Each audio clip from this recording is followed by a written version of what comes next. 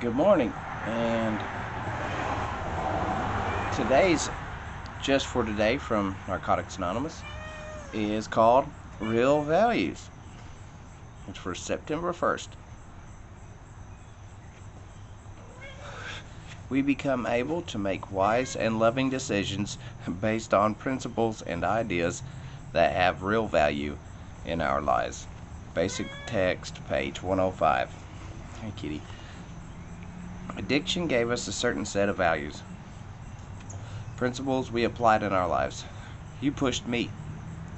One of those values told us, so I pushed back hard. It's mine was another value generated by our disease. Well, okay, maybe it wasn't mine to start with, but I liked it, so I made it mine.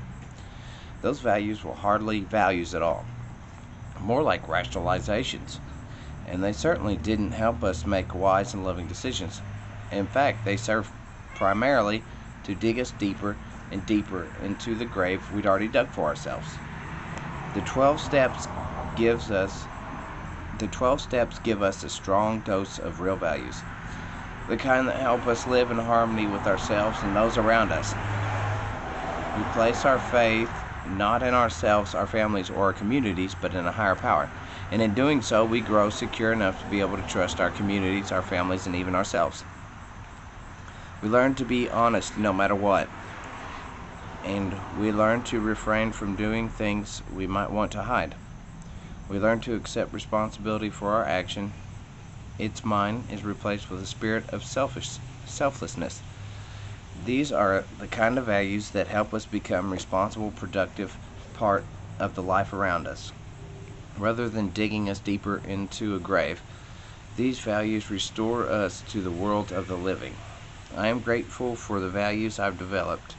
I am thankful for the ability they give me to make wise, loving decisions as a responsible, productive member of my community.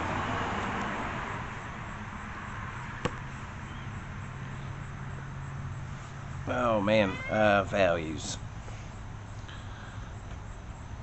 The best part in there is, I think, for me, is making decisions on things that I might have to hide. You know what I mean? I think that's probably definitely one of the best parts of this program is I'm not going to have to hide everything from everybody. It might be it's going to be out on the table, and it might be ugly. It might be real ugly. But at least it's not hidden from everybody and from myself. If I don't get it out, then it'll stay in there. Doing things that I used to do, acting the way I used to act,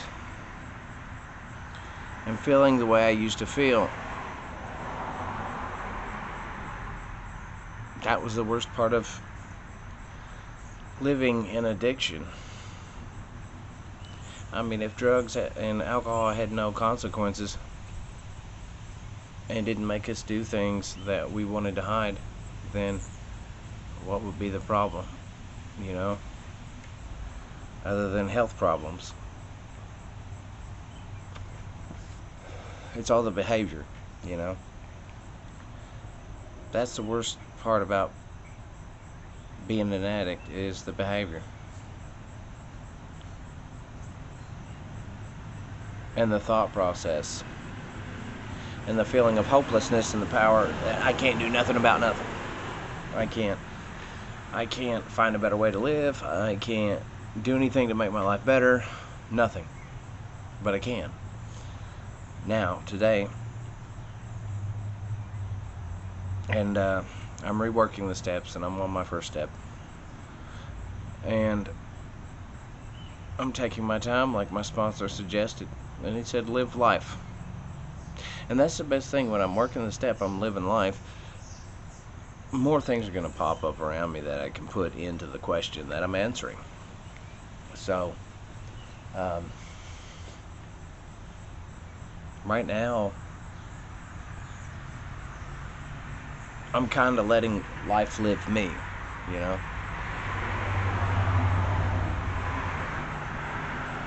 And it's kind of kicking my ass.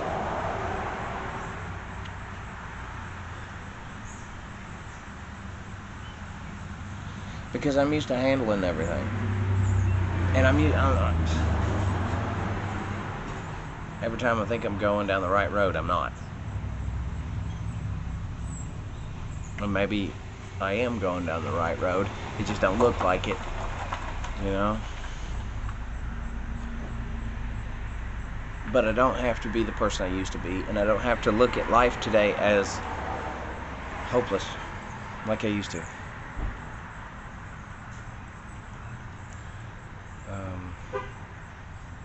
Yeah. The 12 steps in a higher power will allow me to behave in ways I don't have to hide. And that is an awesome thing. That's an awesome thing. I can tell the truth about how I'm feeling and what I'm doing today. And that's a beautiful thing. It's definitely beautiful. Well, I love you guys. You have a great day. This is kind of long, but thanks for watching.